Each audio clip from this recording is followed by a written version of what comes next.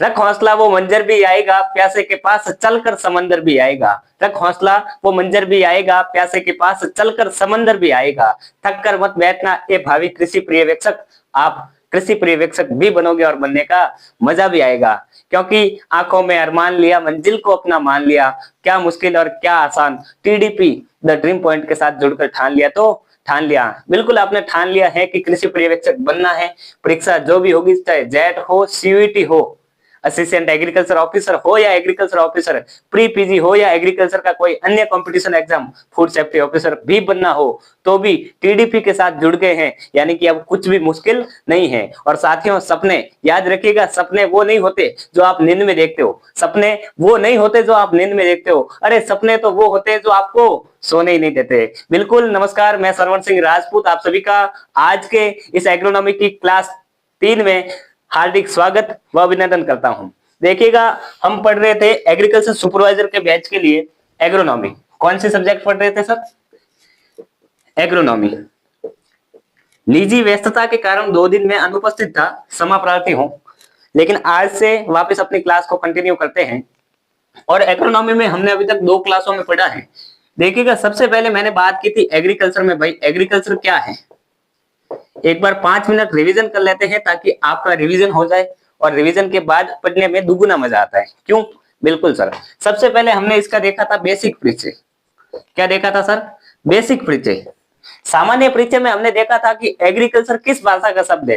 पहला प्रश्न यही तो आता है मेरे भाई, पहला प्रश्न यही तो आता है कि एग्रीकल्चर किस भाषा का शब्द है, एग्रीकल्चर किस भाषा का शब्द है। और दूसरा आता है कि एग्रीकल्चर को हिंदी में क्या बोलते हैं सर? कृषि बोलते हैं। तो कृषि किस भाषा का शब्द है? तो सर, जब एग्रीकल्चर आएगा तो आपने एक कॉन्सेप्ट बताया था, एक कॉन्सेप्ट बताया था कि सर ऐसे शब्द जिनके पीछे कल्चर लगे, ऐसे शब्द जिनके पीछे कल्चर लगे, वो सब के सब लैटिन भाषा के शब्द हैं। कौन सी भाषा के हैं सर? लैटिन भाषा के हैं। और ऐसे शब्द जिनके पीछे नोमी लगे या फिर लग जाए लॉजी, तो वो सब के सब ग्रीक भाषा के हैं। कौन सी भाषा के हैं सर? ग्रीक भाषा के हैं। बिल्कुल सर, मान लिया। ठीक है, इसी कॉन्सेप्ट के आधार पर हमने देखा एग्रीकल्चर, हमने देखा हॉर्टिकल्चर, ऐसे कई शब्द जिनके पीछे कल्चर लगा, ऐसा है सिल्वीकल्चर हो, है ना, ऐसे कई सारे शब्द जिनके पीछे कल्चर देखने को मिले। हमने कहा भाई वो लैटिन भाषा के शब्द है, आपके पीछे कल्चर है यानी कि आप लैटिन भाषा के शब्द हो। ऐसे शब्द जिनके पीछे नोमी या लॉजी लगे, उनको हमने कहा था ग्रीक भाषा के शब्द। इसी आधार पर हमने उदाहरण देखे एग्रोनॉमी के। हमने देखा एक अपवाद, एक अपवाद देखा पोमोलॉजी। कौन सा लॉजी देखा? पोमोलॉजी। और ये पोमोलॉजी 2 से 3 बार पूछा गया है, अलग से लिख देना, है ना। पोमोलॉजी में हमें पूछा जाता है कि पोमोलॉजी किस भाषा का है। सर सर सर आपने बताया था लॉजी है तो ग्रीक होगा। अरे भाई आप सही हो, लेकिन ये एक अपवाद है। क्या है? अपवाद है। कैसे अपवाद है? पोमोलॉजी, ये पोमो जो शब्द है ये लैटिन भाषा के पोमम शब्द से मिलकर बना है, और लॉजी प्लस लोगस, है ना, यानी कि ये पोमम तो लैटिन भाषा का है, लोगस जो है वो ग्रीक भाषा का है। यानी कि पोमोलॉजी शब्द जब भी पूछा जाएगा, पहला ऑप्शन ग्रीक मिलेगा, दूसरा मिलेगा लैटिन प्लस ग्रीक, तीसरा मिलेगा ग्रीक प्लस लैटिन, तो वो है लैटिन प्लस ग्रीक। कौन सा है? Latin plus Greek. फलों के अध्ययन को क्या बोलते हैं? पोमोलॉजी बोलते हैं। सब्जियों के अध्ययन को क्या बोलते हैं? ओलेरिकल्चर बोलते हैं, है ना, बिल्कुल। और फूलों के अध्ययन को क्या बोलते हैं? फ्लोरिकल्चर बोलते हैं। और पोस्ट हार्वेस्ट टेक्निक, तुड़ाई के पश्चात उन फलों का, सब्जियों का उपयोग जो किया जाता है, उनका अध्ययन करते हैं पोस्ट हार्वेस्ट टेक्निक में। और ये चारों की चारों ब्रांच किसकी है सर? किसकी है? हॉर्टिकल्चर की है, बागवानी की है। किसकी है सर? बागवानी की है, हॉर्टिकल्चर की है। और इसमें यदि मैं कोई 5वां जोड़ना चाहूं तो वो क्या हो जाएगा? 5वां डिब्बाबंदी कह दो या फिर कोई औषधीय पादप कह लो।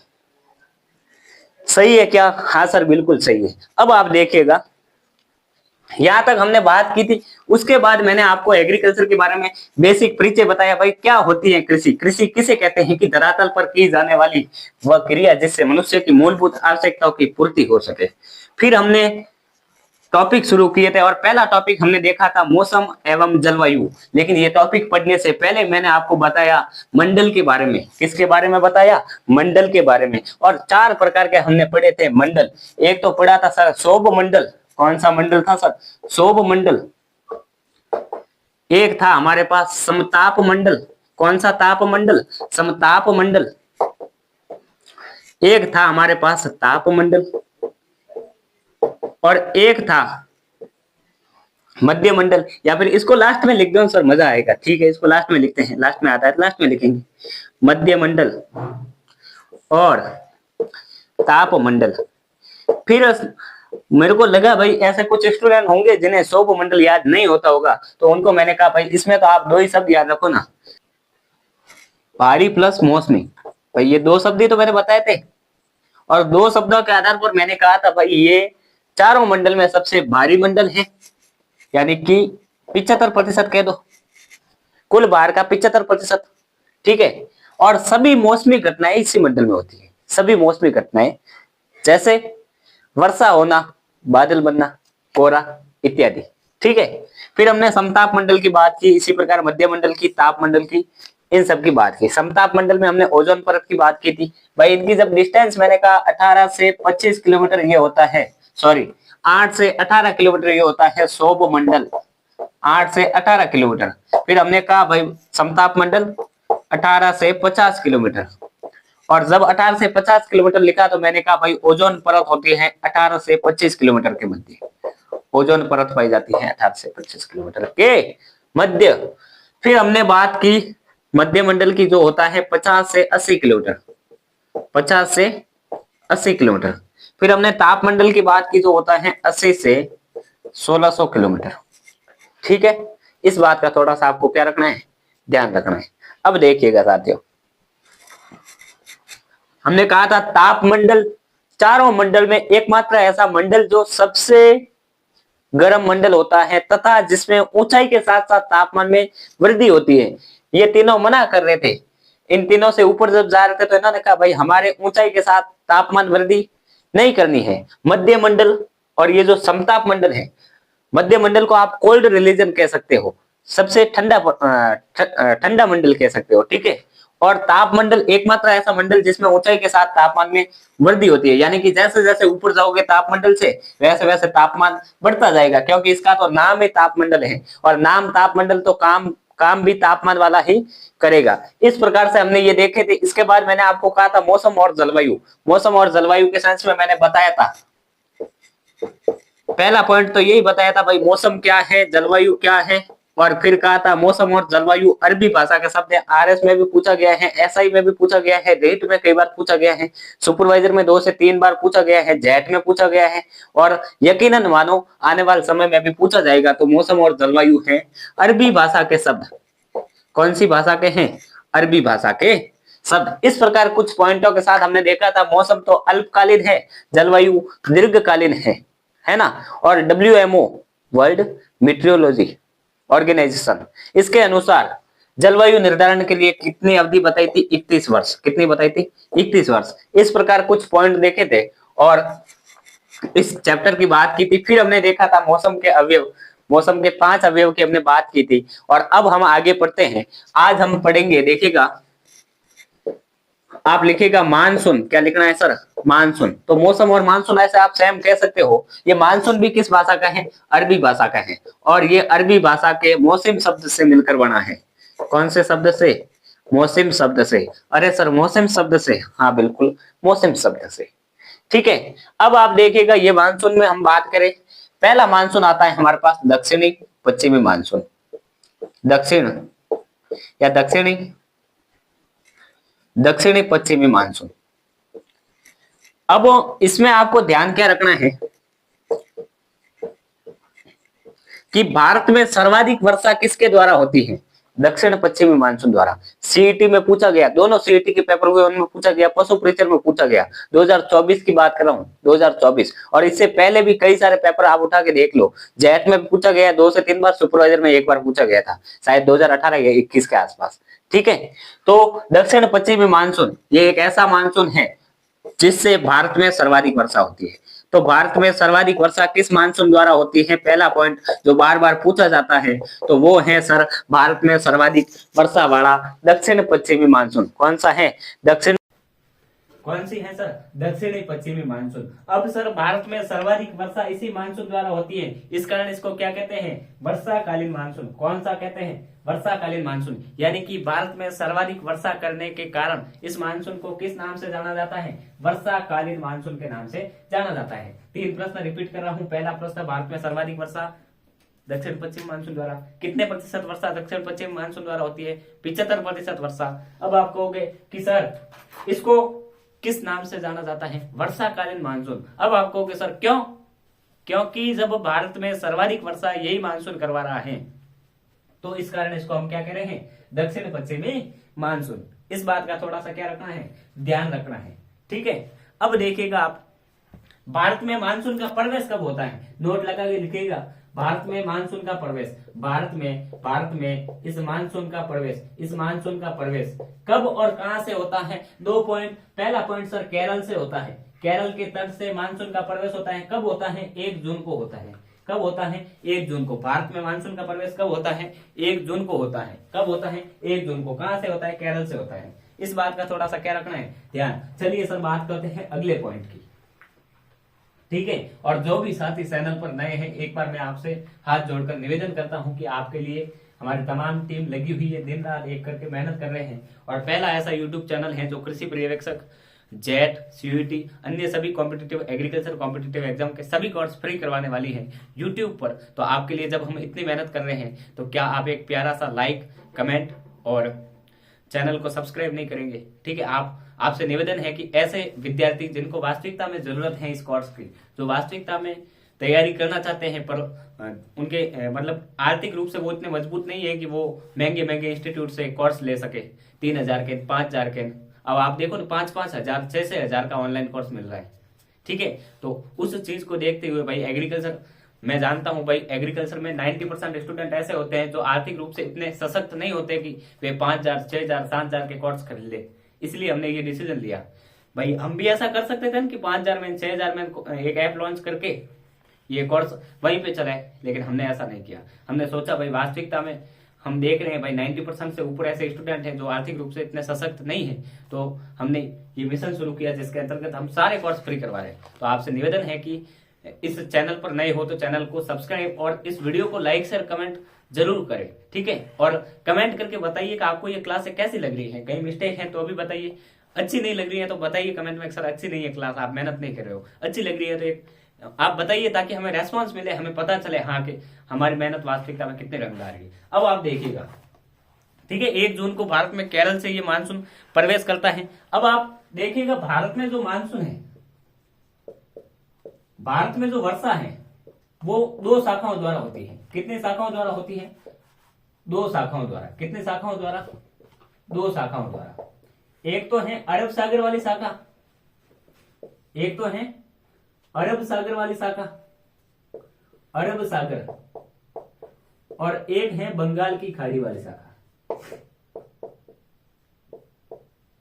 ये 2 शाखाएं हैं जो मिलकर भारत में बारिश करती हैं, वर्षा करती हैं। क्या करती हैं? वर्षा करती हैं। अब सबसे पहला पॉइंट कि भारत में 2 प्रश्न बन रहे हैं यहां से।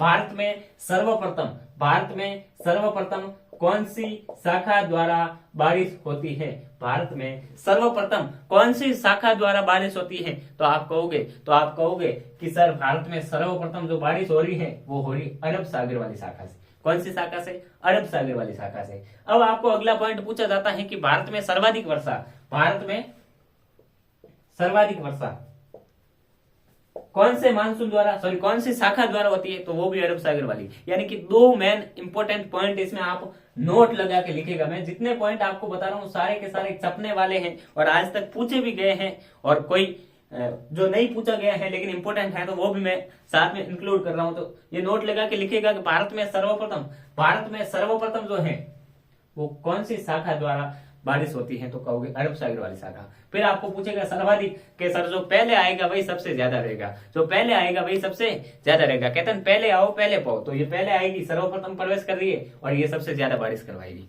ठीक है।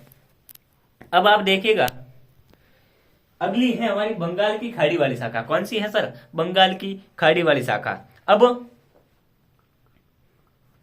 राजस्थान में जो है आपको पूछा जाता है कि राजस्थान में बारिश कौन सी शाखा द्वारा होती है, तो वो दोनों द्वारा होती है, अरब सागर वाली द्वारा भी होती है और बंगाल की खाड़ी वाली शाखा द्वारा भी होती है।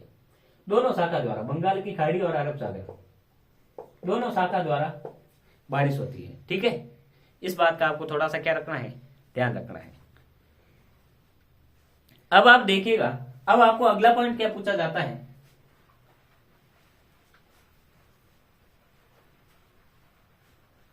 अगला पॉइंट आपको क्या पूछा जाता है कि विश्व में औसत वर्षा कितनी होती है, भारत में औसत वर्षा कितनी होती है और राजस्थान में औसत वर्षा कितनी होती है।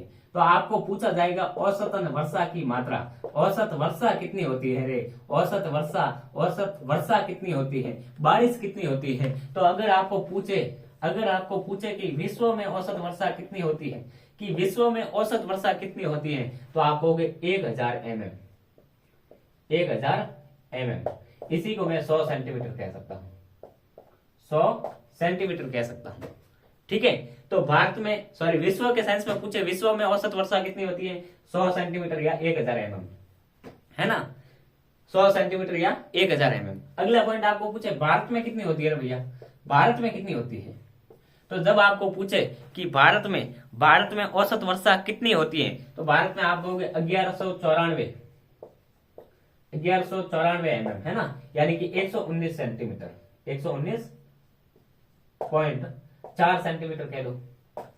तो जब पूछे भारत में औसत वर्षा कितनी होती है, 119 सेंटीमीटर, 119.4 सेंटीमीटर या 1194 मिलीमीटर। अब आपको अगला पॉइंट पूछा जाता है राजस्थान में औसत वर्षा कितनी होती है। तो राजस्थान में औसत वर्षा होती है 575 mm। कितनी होती है, 575 mm। और अगर सेंटीमीटर में पूछे, किस में पूछे, सेंटीमीटर में, तो आप कहोगे 57.5 सेंटीमीटर। इस बात का आपको थोड़ा सा क्या रखना है, ध्यान रखना है। अब भारत में सर्वाधिक वर्षा कहाँ होती है रे, अब इस भारत में, अब अपने जहां डाल डाल पर सोने की चिड़िया जहां बसेरा करती हैं, उसी भारत में पूछा जाता है कि बताओ इस भारत में सर्वाधिक वर्षा कहाँ होती है। इस भारत में सर्वाधिक वर्षा होती है सर मेघालय में। मेघालय में एक स्थान है मानसीराम, कौन सा है, मानसीराम मेघालय में, मानसीराम मेघालय में क्या होती है, सर्वाधिक वर्षा होती है। तो सर्वाधिक वर्षा कहाँ होती है भारत में, मानसीराम मेघालय में, कहाँ होती है, मानसीराम मेघालय में। अब आपको पूछा जाता है पश्चिमी राजस्थान, कहाँ पूछा जाता है, पश्चिमी राजस्थान, इसके साथ ही लिख दो साथियों, पश्चिमी राजस्थान में औसत वर्षा कितनी होती है, पश्चिमी राजस्थान में औसत वर्षा कितनी होती है, तो वो होती है 332 mm, यानी कि 33 सेंटीमीटर, 33.2 कह दो या 33 सेंटीमीटर कह दो। ठीक है, इस बात का आपको थोड़ा सा क्या रखना है, ध्यान। फिर पूछा जाता है पूर्वी राजस्थान में, कहा पूछा जाता है, पूर्वी राजस्थान में औसतन वर्षा कहां पूछी जाती है, पूर्वी राजस्थान में औसतन वर्षा, तो आप कहोगे 692 mm, यानी कि 69.2 सेंटीमीटर। ठीक है, 5 पॉइंट यहां मैंने लिखा है। पहला पॉइंट, पूर्वी राजस्थान में औसत वर्षा कितनी होती है, 692 मिलीमीटर, 692 मिलीमीटर यानी कि 69 सेंटीमीटर। फिर पूछा जाता है पश्चिमी राजस्थान में बताओ तो 332 मिलीमीटर यानी कि 33 सेंटीमीटर। विश्व में 1000 mm, 1000 mm, 100 सेंटीमीटर कह दो। भारत में 1194 mm यानी कि 119.4 सेंटीमीटर। राजस्थान में 575 mm और 57.5 सेंटीमीटर। ठीक है, भारत में सर्वाधिक वर्षा किसके द्वारा होती है, सर्वाधिक वर्षा कहां पे होती है, तो मानसीराम मेघालय। किसके द्वारा होती है, अरब सागर वाली शाखा से, जो सर्वप्रथम आता है वही सर्वाधिक होता है। तो सर्वप्रथम कौन सी शाखा प्रवेश करती है, अरब सागर वाली शाखा। अब आप देखिएगा अगला पॉइंट,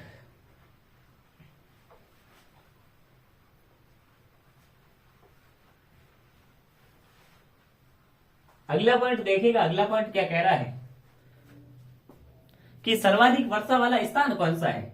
सर्वाधिक वर्षा वाला जब राजस्थान में पूछे कि राजस्थान में, मैं बात कर रहा हूं राजस्थान में, रंगीलो राजस्थान, सोनेरी धरती जटे चांदीरो आसमान, सोनेरी धरती जटे चांदीरो आसमान, रंगीलो रस भरियोड़ो मारो प्यारो राजस्थान। इस प्यारे से राजस्थान में वर्षा के सेंस में क्या पॉइंट पूछे जाते हैं? वर्षा यानी कि बारिश के सेंस में पूछा जाता है कि सर्वाधिक वर्षा वाला क्या पूछे?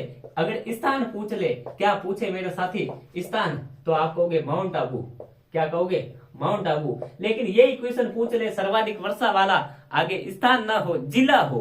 क्या हो? जिला हो। सर्वाधिक वर्षा वाला जिला कौन सा है? वो है माउंट आबू। कौन सा है सर? माउंट आबू। ठीक है, माउंट आबू।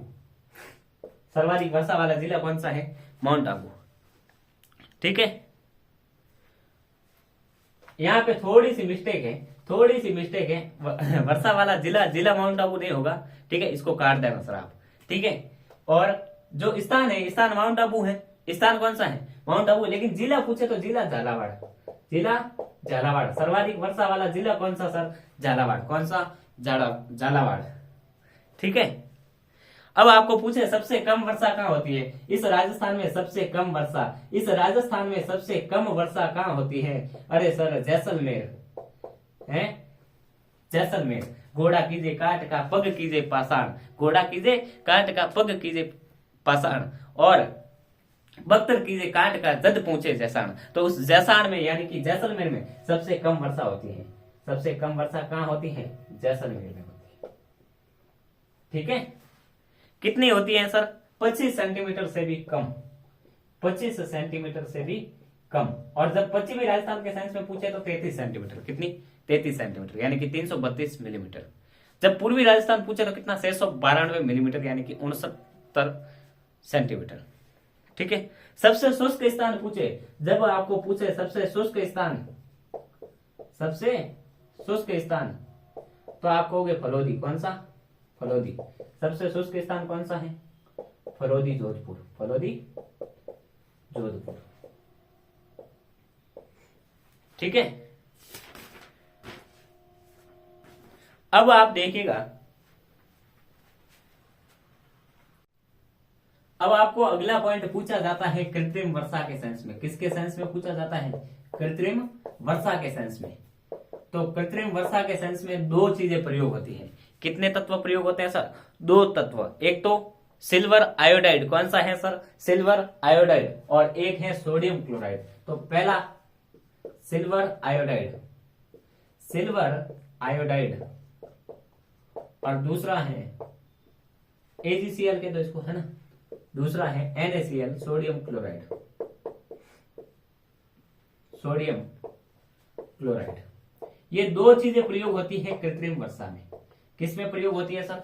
कृत्रिम वर्षा में। कृत्रिम वर्षा में जब ये दो चीजें प्रयोग होती है तो सिल्वर आयोडाइड यानी कि AgCl द्वारा ठंडे बादल का निर्माण किया जाता है। किसका? ठंडे बादलों का निर्माण किया जाता है। और सोडियम क्लोराइड द्वारा किया जाता है गर्म बादलों का निर्माण। ठीक है, तो गर्म बादलों का निर्माण होता है सोडियम क्लोराइड द्वारा, ठंडे बादल का निर्माण होता है सिल्वर आयोडाइड द्वारा। ठीक है, अब आप देखिएगा, आपको पूछा जाता है मावट, और ये भी 2 पॉइंट बार बार पूछे गए हैं। लू क्या होती है? मावट क्या होती है? मावट किसके द्वारा होती है? बहुत ही ज्यादा बार पूछा गया है, भयंकर मोस्ट इंपोर्टेंट है, बार बार पूछा जाता है, और शायद सुपरवाइजर में पूछा भी गया है। ठीक है, आप देखिएगा 2 पॉइंट। एक तो आपको पूछते हैं गर्मियों में चलने वाली, या पश्चिमी राजस्थान में गर्मियों में चलने वाली गर्म हवाओं। पश्चिमी राजस्थान, इस रंगीले राजस्थान में, पश्चिमी राजस्थान में जो गर्मियों का मौसम होता है, गर्मियों में चलने वाली शुष्क हवाओं को, शुष्क प्लस यानी कि वह गर्म हवाओं को क्या कहते हैं सर? लू कहते हैं। क्या कहते हैं सर? लू कहते हैं। एक जो आपकी शीत ऋतु होती है, शीत ऋतु में जो बारिश होती है ना, शीत ऋतु में होने वाली बारिश को क्या कहते हैं? तो शीत ऋतु में होने वाली बारिश को कहते हैं मावट। क्या कहते हैं? और मावट कहते हैं। क्या कहते हैं? मावट। और मावट के सेंस में बार बार पूछा जाता है कि मावट किसके द्वारा होती है? मावट होती है पश्चिमी विक्षोभ द्वारा। पश्चिमी विक्षोभ द्वारा। किसके द्वारा? पश्चिमी विभोक्स द्वारा। तो ये 3 पॉइंट आप नोट लगा के और लिख दीजिएगा, इंपॉर्टेंट है, मैं सारे इंपॉर्टेंट पॉइंट ही लिखाता हूँ। ठीक है, अब आपको पूछा जाता है तापमापी के बारे में। किसके बारे में पूछा जाता है? तापमापी के बारे में। तो तापमान के साइंस में कुछ बातें लिख देते हैं, फिर कुछ और इंपॉर्टेंट पॉइंट है वो लिखते हैं, और अभी 10 मिनट के बाद आपका ये एक चैप्टर फिनिश हो जाएगा, मौसम और जलवायु। देखिएगा, तापमान जो है ना साथियों, तापमान, इस तापमान का मापन किसके द्वारा होता है? तापमापी द्वारा। और ये तापमापी होता है 2 प्रकार का। कितने प्रकार का? 2 प्रकार का। एक तो होता है न्यूनतम तापमापी, और एक होता है अधिकतम तापमापी। एक तो न्यूनतम तापमापी, एक होता है अधिकतम तापमापी। अब आपको पूछा यह जाता है कि न्यूनतम तापी में क्या भरा होता है और अधिकतम तापमापी में क्या भरा होता है। तो न्यूनतम तापमापी में भरा होता है पारा। क्या भरा होता है? पारा। ठीक है, जब न्यूनतम तापमापी के साइंस में पूछे तो न्यूनतम तापमापी में तो होता है एल्कोहल। क्या होता है? एल्कोहल। पारा तो अधिकतम में होगा, है ना? पारा तो किस में होगा? अधिकतम में होगा। तो जो एल्कोहल, अरे साथी गलत मत सोच, एल्कोहल दूसरे कामों में भी प्रयोग होते हैं, है ना? एल्कोहल न्यूनतम तापमापी जो है उसमें एल्कोहल भरा होता है। अधिकतम तापमापी में क्या भरा होता है? पारा भरा होता है, मरकरी भरा होता है, मर्क्यूरी भरा होता है। ठीक है, इस बात का थोड़ा सा क्या रखना है? ध्यान रखना है। अब आपको 2 पॉइंट ये भी पूछे जाते हैं कि एक तो अधिकतम तापमान कब होता है, एक न्यूनतम तापमान, सबसे कम तापमान कब होता है।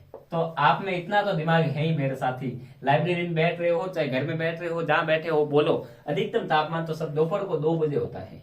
दोपहर 2 बजे, दोपहर, है ना? 2 PM, है ना? 2 PM, PM आ गया, दोपहर लिखने की जरूरत नहीं, है ना? और न्यूनतम पूछा जाए तो 4 AM, 4 AM सबसे कम तापमान होता है सुबह 4 बजे। कहते हैं कि सुबह सुबह ज्यादा ठंड लगती है, तो 4 बजे सबसे कम तापमान होता है। ठीक है, अब आप देखेंगे अगले पॉइंट। आपके लिए पूरे दिन रात एक कर रहे हैं, तमाम जो भी फैकल्टी हैं सब मेहनत कर रहे हैं। ठीक है, और कुछ और टीचर्स अभी आने वाले हैं आपके, ठीक है, जो आपके क्लास कंटिन्यू करेंगे। तो एक आपसे विशेष निवेदन, यदि आप इस चैनल पर नए हैं तो चैनल को सब्सक्राइब जरूर करें, बेल आइकन प्रेस करें। और ये पहला और एकमात्र ऐसा चैनल है जो थ्योरी क्लास के साथ कंप्लीट कोर्स फ्री करवा रहा है। मैं बता रहा हूं ना भाई, 5,000 6,000 तक के कोर्स मिलते हैं, लेकिन हम भी चाहते तो ये कर सकते थे भाई 5,000 में अपना कोर्स लॉन्च करें, या 3,000 में करें, या 6,000 में करें, बाकी कोचिंग की तरह। लेकिन हम चाहते हैं कि वास्तविकता में जो आर्थिक रूप से इतने सशक्त नहीं है कि कोर्स खरीद पाए, उनको बेनिफिट मिले, तो उन तक ये वीडियो पहुंचाइए भी, और इस कोर्स को उन तक भेजिए भी, और थोड़ा सा आप सपोर्ट भी कीजिए। ठीक है, अब देखिएगा, आपको पूछा जाता है समान वायुदाब को मिलाने वाली काल्पनिक रेखा को क्या कहते हैं? समान तापक्रम को मिलाने वाली काल्पनिक रेखा को क्या कहते हैं? तो एक तो आपको पूछा जाता है आइसोबार। क्या पूछा जाता है? आइसोबार। एक पूछा जाता है आइसोथर्म। क्या पूछा जाता है? आइसोथर्म। सर थर्मामीटर द्वारा तापमान माप रहे थे ना, थर्मामीटर द्वारा तापमान माप रहे थे, तो यहां थर्म नाम आया, तो समान तापक्रम को मिलाने वाली, समान तापक्रम या तापमान, समान तापक्रम को मिलाने वाली काल्पनिक रेखा क्या कहलाती है? आइसोथर्म कहलाती है। क्या कहलाती है? आइसोथर्म कहलाती है। और अगर आपको पूछे कि समान वायुदाब को मिलाने वाली काल्पनिक रेखा को क्या कहते हैं? समान वायुदाब, ये सारे इंपॉर्टेंट हैं। ठीक है, समान वायुदाब को मिलाने वाली काल्पनिक रेखा है, मिलाने वाली काल्पनिक रेखा है, तो आप क्या कहोगे? आइसोबार। क्या कहोगे? आइसोबार। लेकिन आइसोथर्म नाम आए तो क्या कहोगे? समान तापक्रम को मिलाने वाली काल्पनिक रेखा है। अगर आपको पूछे आइसोहाइट, है ना, आइसोहाइट पूछे तो समान वर्षा की मात्रा को मिलाने वाली, समान वर्षा की मात्रा समान वर्षा की मात्रा को मिलाने वाली, समान वर्षा की मात्रा को मिलाने वाली काल्पनिक रेखाएं, समान वर्षा की मात्रा को मिलाने वाली काल्पनिक रेखाओं को क्या कहते हैं? आइसोहाइड कहते हैं, आइसोहाइड कहते हैं। और आइसोप्लूवियल कहते तो आप कहोगे समान वर्षा की गहराई वाली, समान वर्षा की गहराई वाली, आइसोप्लूवियल, आइसोप्लूवियल, प्लूवियल, आइसोप्लूवियल पूछ ले तो आप कहोगे समान वर्षा की गहराई वाली, समान वर्षा की गहराई वाली रेखाओं को, वर्षा की गहराई, गहराई की रेखाओं को मिलाने वाली काल्पनिक रेखाएं, ठीक है, क्या कहलाती है सर? आइसोप्लूवियल कहलाती है। क्या कहलाती है? आइसोप्लूवियल कहलाती है, ठीक है। आइसोटेक, समान वायु गति वाले स्थानों को मिलाने वाली, आइसोटेक, आइसोटेक,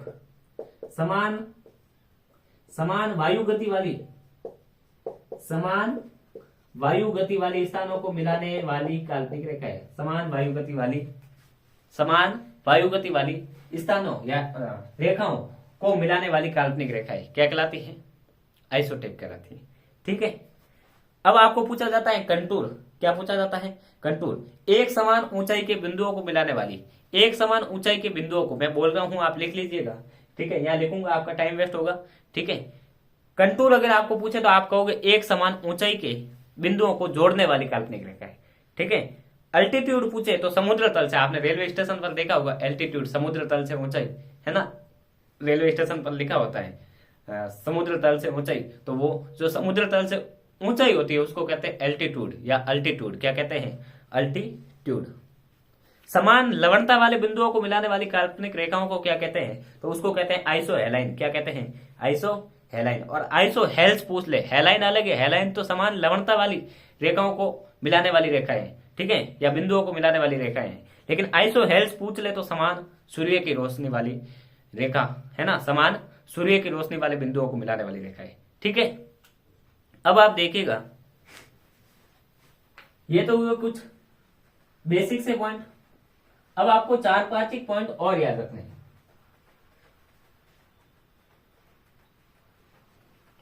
4-5 पॉइंट थोड़े और याद रखने हैं। आपको पूछते हैं पाला प्रबंधन के बारे में, यहीं पे क्लियर कर लेते हैं अपन पाला प्रबंधन, पाला प्रबंधन, है ना। जब आपको पूछे पाला प्रबंधन किसके द्वारा किया जाता है, और ये पूछा गया था लास्ट जेट 2023 के पेपर में, पाला प्रबंधन, ठीक है, सुपरवाइजर में भी पूछा गया था, ठीक है। तो पाला प्रबंधन करते हैं, पहला धुआं, दूसरा सिंचाई, तीसरा H2SO4 सल्फ्यूरिक अम्ल द्वारा, ठीक है, और चौथा साइकोसेल 0.03%, साइकोसेल 0.03%, ठीक है, और डाइमिथाइल सल्फो ऑक्साइड DMSO द्वारा भी किया जाता है। आप देखिएगा पाला प्रबंधन 1 2 3 4 5। पहला सिंचाई, कौन सा? सिंचाई। दूसरा धुआं करके, तीसरा H2SO4 सल्फ्यूरिक अम्ल, ठीक है, सी साइकोसेल 0.2 कह सकते हो। पपीते में ये मुख्यतः प्रयोग किया जाता है H2SO4, है, साइकोसेल 0.03%, 0.03%, ठीक है। इस बात का आपको थोड़ा सा क्या रखना है, ध्यान रखना है, ठीक है। फिर DMSO dimethyl sulpho oxide, DMSO dimethyl sulpho oxide, इसका भी प्रयोग किया जाता है, ठीक है। अब आप देखिएगा एक लास्ट पॉइंट बच गया है,